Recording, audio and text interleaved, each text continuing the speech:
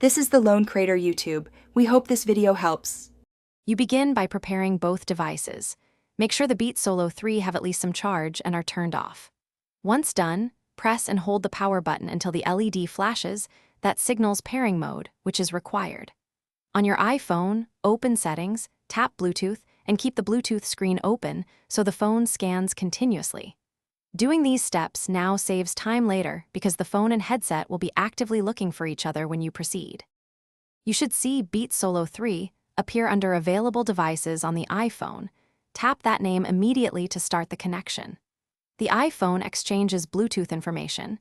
You'll hear a tone from the Beats when pairing succeeds, and the iPhone shows connected. Make sure to accept any prompts that ask for permission to use Bluetooth or show notifications, because those allow media controls and battery reporting. If pairing takes longer than 20 seconds, after connection, verify the audio route so media plays through the Beats. Swipe to Control Center, tap AirPlay, and select Beats Solo3. Check battery status in Settings Bluetooth or add the battery widget to Today View for quick monitoring. If you encounter problems, restart both devices and retry.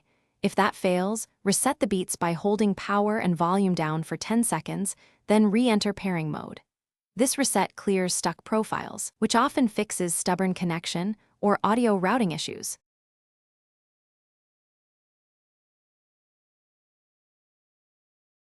Thanks for watching. Consider subscribing if we helped you.